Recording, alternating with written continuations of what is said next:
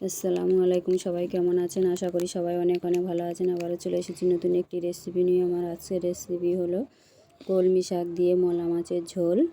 একদম এই গরমে ঠান্ডা ঠান্ডা এই রেসিপিটি গরম ভাতের সঙ্গে অনেক বেশি ভালো লাগবে ও স্বাস্থ্যকর একটি রেসিপি। অনেক ঠান্ডাও হয়।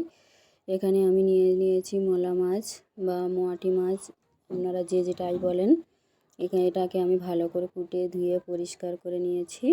ওর মধ্যে এবারে আমি সবগুলো ফ্রিজে রেখে দিয়ে এবারে অল্প করে নিয়েছি। নিয়ে ওর মধ্যে দিয়ে দিলাম স্বাদ মতো লবণ আর হলুদ গুঁড়ো আর ঝালের গুঁড়ো দিয়ে দেবো।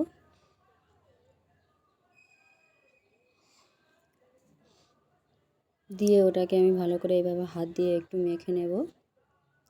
মেখে নিয়ে এবারে আমি এটাকে মাখা হয়ে গেছে। এবারে আমি তেল দিয়ে ভেজে নেব। আমি কড়াতে তেল দিয়ে দিয়েছি অল্প করে, দিয়ে এবারে মাছগুলো এভাবে দিয়ে দেবো। দিয়ে ভালো করে ভেজে নেব। সবগুলো মাছ আমি কড়ার মধ্যে দিয়ে দিয়েছি। দিয়ে দেখুন আমি একদম উল্টে পাল্টে ভেজে নিয়েছি। উল্টানো আমি দেখাইনি, ভিডিওটা বড় হয়ে যাচ্ছে, কেউ দেখতে চায় না তাই। এখানে আমি কলমি শাক আর আলু কুটে নিয়েছি। নিয়ে আবারও অল্প করে তেল দিয়ে দিলাম কড়ার মধ্যে। তেলের মধ্যে পেঁয়াজ কুচি আর কাঁচামরিচ কুচি দিয়ে দিয়েছি। দিয়ে একটু নেড়ে চেড়ে এবারে এর মধ্যে দিয়ে দেবো স্বাদ মতো লবণ। লবণটা আমি আগেই দিয়ে দিই, আপনারা চাইলে পরেও দিতে পারেন। এখানে এবার আমি দিয়ে দিলাম লবণ। লবণটা দিয়ে ভালো করে নেড়ে চেড়ে পেঁয়াজটা আমি লাল লাল করে ভেজে নেব।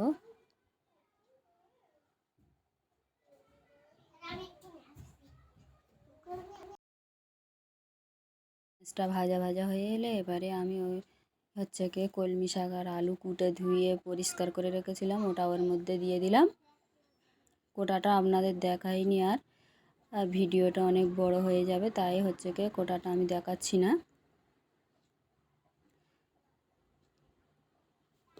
এবারে এইভাবে নেড়ে চেড়ে এবারে এর মধ্যে আমি একটু গুঁড়ো মশলা দিয়ে দেব।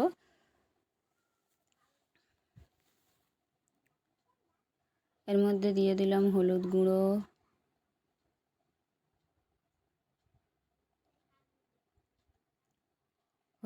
দিয়ে দিয়েছি। দিয়ে দিলাম একটু জিরের গুঁড়ো, একটু সরিষা গুঁড়ো,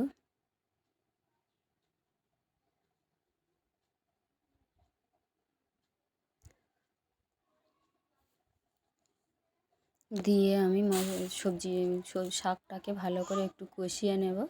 নেড়ে চেড়ে ঢাকা দিয়ে দিয়ে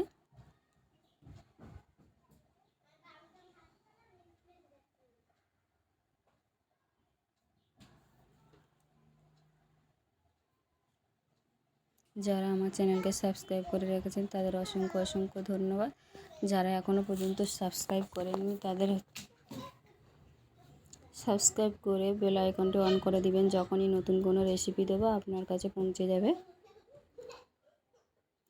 এবারে নেড়ে চেড়ে আমি দেখুন কতটা পানি বেরিয়েছে, এটাকে ভালো করে শুকিয়ে নেব। দেখুন কলমি শাকটা আমার কষানো হয়ে গেছে। এবারে এর মধ্যে আমি দিয়ে দেব পরিমাণ মতো পানি।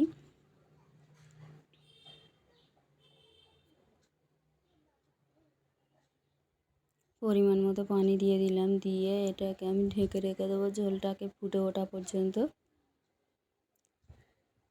ঝোলটা উঠেছিল, তারপরে আমি মাছগুলো দিয়ে দিয়েছি। এবারে কিছুক্ষণ এইভাবে জাল করে নেব। একটু শুকনো শুকনো হয়ে এসেছে। এবারে আমি কলমি শাকের এই রেসিপিটা আপনারা চাইলে গুঁড়ো ঝাল দিয়েও করতে পারেন, আমি গুঁড়ো ঝাল দিইনি, যার কারণে আমার কালারটা এরকমই। দেখুন কত সুন্দর হয়েছে আর খেতে অসম্ভব মজার। আর এই গরমে ঠান্ডা ঠান্ডা একটি রেসিপি। এই রেসিপিটি যদি ভালো লাগে প্লিজ বেশি বেশি করে ফ্রেন্ড অ্যান্ড ফ্যামিলির সঙ্গে শেয়ার করে দেবেন। ফিরে আসবো নতুন একটি রেসিপি নিয়ে। আল্লাহ হাফেজ।